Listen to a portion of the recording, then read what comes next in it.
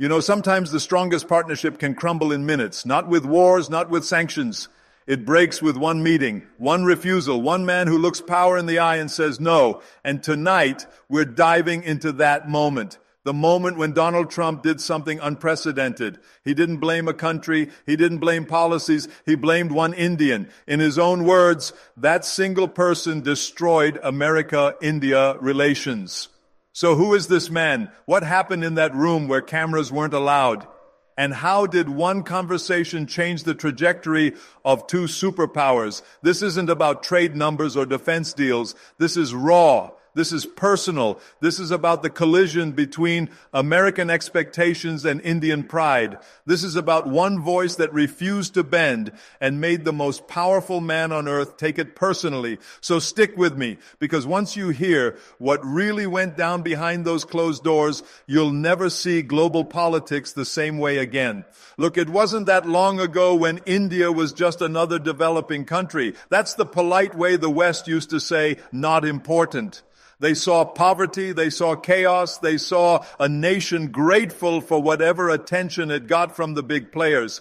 What they completely missed was the hunger, the determination to rise. Today, India isn't asking for permission anymore. The International Monetary Fund says India is now the fastest growing major economy on the planet. While Europe fights recession and America worries about inflation, India is building. The numbers don't lie.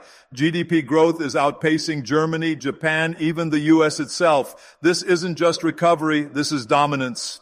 From the tech towers of Bangalore to the financial districts of Mumbai, money is flowing like never before. Since 2016, over 75,000 startups have launched, making India the world's third largest startup ecosystem. We're not talking about small businesses here. We're talking about billion-dollar valuations, unicorn companies, global tech giants being born every month. When COVID hit and the world panicked, what did India do? It became the pharmacy for the entire planet. Over 80 countries got their vaccines from India. The country that was supposed to need help became the lifeline for everyone else. While the West struggled with supply chains, India was exporting medicines, vaccines, and medical equipment across the globe. And suddenly, the power dynamic shifted. India wasn't the grateful recipient anymore. India had options, real options. This wasn't the same country that would nod and smile at whatever America offered. This is where our story really begins, because Trump, being Trump, walked into this new reality expecting the old rules to still apply. He expected India to be thankful. He expected compliance. He was about to meet the man who would change everything, Dr. S. Jaishankar, India's External Affairs Minister. If you don't know this name, you should, because this is the man who made Trump so furious that he personally blamed him for destroying the relationship between two nuclear powers.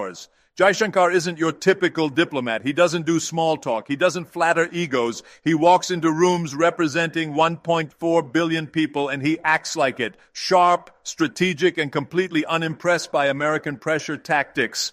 During Trump's presidency, everything was supposed to be on the table. Trade deals, defense partnerships, strategic alliances. Modi and Trump had their public friendship. Remember Howdy Modi? 70,000 Indians cheering Trump in Houston. Trump loved every second of it. But behind those camera-ready moments was a different story. Because while Modi was playing the diplomatic game, Jaishankar was holding the line. And that line was simple. India will not be dictated to. The breaking point came during high-level talks that most people never heard about. Secret meetings, closed doors, no media. This is where the real business gets done. Trump's team came in expecting quick wins. They had their demands ready. They wanted India to stop buying weapons from Russia. They wanted India to reduce trade with Iran. They wanted India to pick America's side in every global dispute. Basically, they wanted India to become America's junior partner in Asia and be grateful for the privilege. The meeting was tense from the start. American officials laying out what they expected from India, making it clear that this wasn't really a negotiation. This was America telling India how things were going to be. Then Jaishankar spoke. Cool, calm, completely unbothered by the pressure in that room. His message was crystal clear. India makes its own decisions on defense, on trade, on foreign policy. America could either respect that or walk away. The silence that followed was deafening, because this wasn't how these meetings usually went. Countries like India were supposed to negotiate, maybe ask for something in return for compliance. They weren't supposed to just say no. But that's exactly what Jaishankar did. No long explanations, no apologies, just a firm refusal to let America decide India's policies. You have to understand what a shock this was for Trump's team. They were used to dealing with allies who needed American approval, who feared American displeasure. But India had Russia for weapons, the Middle East for oil, Europe for trade, China for manufacturing. India didn't need to depend on America for anything, and that terrified them. When they pushed harder on the Russia weapons deal, Jaishankar didn't blink. India would buy what it needed from whoever offered the best terms. When they demanded India condemn Russia over Ukraine, Jaishankar said India would stay neutral. When they wanted India to cut ties with Iran, Jaishankar said India's energy security came first. Every American demand met with quiet, unshakable resistance. This drove Trump absolutely insane, because Trump's entire foreign policy was built on personal relationships. He needed world leaders to like him, to seek his approval, to make him feel important. But Jaishankar, he treated Trump like any other world leader, equal, not superior. For Trump, being treated as equal felt like disrespect. The final straw came during defense talks. America wanted India to cancel its purchase of Russian S-400 missile systems. These are some of the most advanced air defense systems in the world. India needed them. Trump's team made it an ultimatum: buy American or face consequences. This kind of pressure usually worked. Most countries would cave rather than risk American anger. Jaishankar's response was ice cold. India will make decisions based on India's interests. That's what sovereign nations do. Sovereign nations, those two words hit like a bomb in that room, because what Jaishankar was really saying was, we're not your colony, we're not your puppet, we're an independent country that makes independent choices. And Trump took it very, very personally. After that meeting, everything changed. The public smiles continued for a while. Modi and Trump still appeared together at events. But behind the scenes, the relationship was freezing over. Trade negotiations that should have been straightforward suddenly became impossible. Defense cooperation hit roadblock after roadblock. Trump started complaining publicly about India's trade practices. He ended India's preferential trade status. He began talking about India like it was an adversary instead of an ally. Then came the moment that revealed everything. In a private conversation that later became public, Trump said the words that showed exactly how personal this had become. It's not India that's the problem. It's one Indian who destroyed our relationship. One Indian. He was talking about Jaishankar, the man who dared to say no. This is where the story gets interesting, because Trump's anger revealed something important about how power really works. It's not just about countries or policies. It's about people. It's about ego. It's about respect. Trump didn't feel rejected by a nation. He felt rejected by a person. And when someone like Trump feels personally rejected, he doesn't forget. He doesn't forgive. He takes it out on everyone. But here's what makes this story truly remarkable. Jaishankar didn't insult Trump. He didn't attack America. He didn't even raise his voice. All he did was refuse to pretend that India should be grateful for whatever America offered. That refusal changed everything, because it showed the world something that Washington didn't want anyone to see. America couldn't just order other countries around anymore. Even allies had choices now. Even partners could say no. And when India said no, it didn't collapse. It didn't get punished. It got stronger. While Trump was complaining about India, Indian companies were signing deals with American businesses worth billions. While Trump was threatening sanctions, India was building partnerships with Europe, Japan, Australia, even China. Despite border tensions, the European Union started talking about strategic partnerships with India. Japan increased its investments. Australia signed comprehensive trade agreements. India proved something that sent shockwaves through Washington. In the modern world, no single country gets to dictate terms to everyone else. And it all started with one man saying no in a conference room. Let me tell you why this matters beyond just politics. Jaishankar understood something most people never learn. Your power doesn't come from making others comfortable. It comes from knowing your worth and refusing to accept less. Think about your own life. How many times have you been in situations where someone expected you to be grateful for scraps? Where they assumed you'd say yes because you needed them more than they needed you? Jaishankar shows us what happens when you walk into any room knowing your value, when you refuse to play games where you're supposed to feel lucky just to be there. Some people get angry, some people try to punish you, but others start treating you with the respect you always deserved. Fast forward to today. Trump is back in power as of January 2025. The relationship between America and India is still complicated, but something fundamental has changed. America no longer assumes India will automatically agree. American businesses know they have to compete for Indian partnerships. American politicians know they have to treat India as an equal. And Jaishankar, he's still there, still calm, still refusing to accept anything less than respect.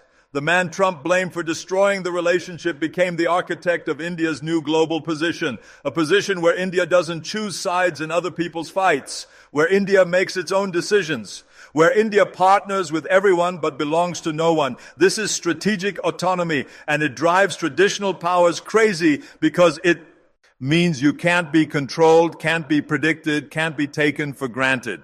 When Russia invaded Ukraine, everyone expected India to condemn Russia and join sanctions. India chose neutrality, not because it supported the war, but because it refused to let others write its foreign policy.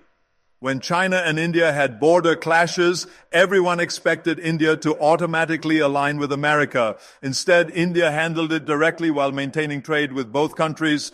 But this story goes beyond Trump and Jaishankar. This is about how power shifts in the modern world. For 70 years, global relationships worked one way. America set the rules, everyone else followed. If you followed well, you got rewards. If you didn't follow, you got punished. That system worked when America controlled half the world's economy and had the only serious military force. But that world doesn't exist anymore. Today, there are multiple power centers. China has massive economic influence. India has enormous population and growing wealth. Europe has huge markets. Russia has nuclear capabilities. In this new reality, countries don't have to choose between America and everyone else. They can pick America for some things, China for others, Europe for still others. They can be strategic, they can be selective, they can be independent. And that's exactly what India decided to do. When America said, choose us or China, India said, we'll choose what's best for India. When America said, buy our weapons or face consequences, India said, we'll buy the best weapons regardless of source. When America said, support our position on Russia, India said, we'll support peace, not sides. This wasn't anti-American policy. This was pro-Indian strategy. But to Trump, it felt like betrayal because he was used to countries needing American approval to survive and prosper. The U.S.-India situation wasn't unique during Trump's presidency. He had similar conflicts with Germany's Angela Merkel, France's Emmanuel Macron, Canada's Justin Trudeau. The pattern was always identical. Trump would meet foreign leaders expecting deference. When he got partnership instead of submission, frustration would build. When he got independence instead of compliance, anger would explode. And usually he'd blame one specific person, not the entire country, not the system, one individual who had the audacity to treat him as an equal rather than a superior. Here's why this story matters beyond international politics and diplomatic drama.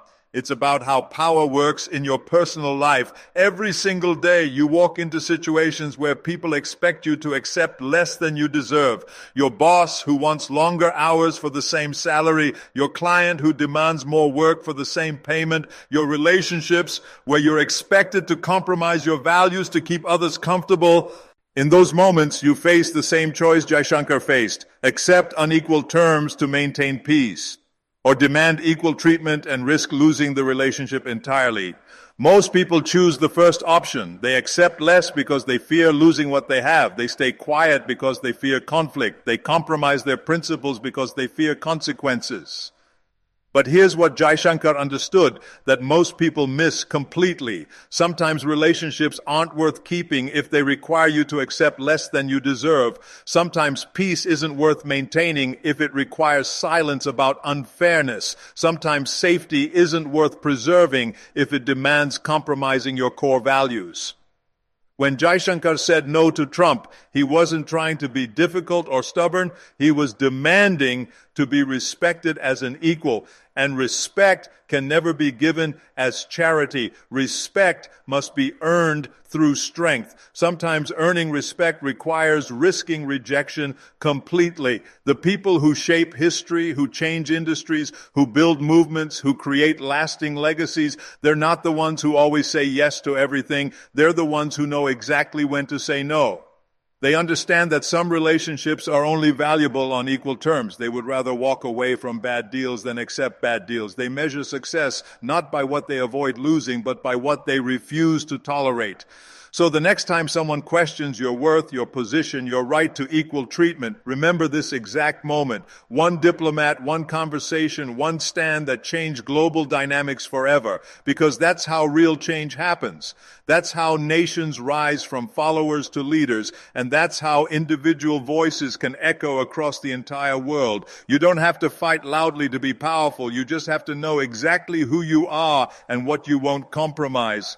And when pressure comes, when demands are made, when people expect you to shrink to make them comfortable, that's when your character gets tested. Jaishankar passed that test. He showed the world that New India doesn't ask for respect, it commands respect. He demonstrated that dignity isn't negotiable, even when dealing with the world's most powerful leaders. This moment matters because it proves that principled resistance can reshape entire relationships. That standing firm on your values can change how others see you permanently. That sometimes the most powerful thing you can do is simply refuse to accept less than you deserve. Today, U.S.-India relations continue, but they're fundamentally different. They're not hostile, but they're not what they could have been. Both nations still cooperate on many issues while maintaining disagreements on others. India kept buying Russian energy after Ukraine conflict began. America wasn't pleased but couldn't stop it. India continued developing economic ties with China despite American pressure to contain China. Again, America disapproved but had to accept reality. The relationship survives because both countries need each other strategically, but it's now a relationship between equals, not between leader and follower. And that transformation, that shift in fundamental power dynamics, started in that room when one Indian diplomat looked one American president directly in the eye and refused to back down. Trump left office still convinced that Jaishankar had destroyed a potentially historic partnership. Jaishankar continues as India's foreign minister, still believing he preserved India's dignity while maintaining America as a valuable partner. Who was right? History will make that judgment, but one thing is absolutely certain. The world learned something crucial from watching these two strong-willed individuals collide. Sometimes standing your ground means losing some ground, but sometimes losing ground is infinitely better than losing your soul. Sometimes the relationships worth having are the ones that survive your complete refusal to be less than you truly are. In the end, when Trump said it wasn't India that failed America, but one Indian individual, he revealed something bigger than he intended. That sometimes dignity gets mistaken for defiance. That sometimes standing tall means walking away alone. But history will decide whether that was destruction or the beginning of a completely new kind of diplomacy. That's the real truth Trump revealed, whether he meant to or not. In today's world, respect isn't given freely, it's demanded boldly. And the people who demand it might lose some friends along the way, but they keep their integrity intact. And keeping your integrity might be worth more than keeping everyone happy.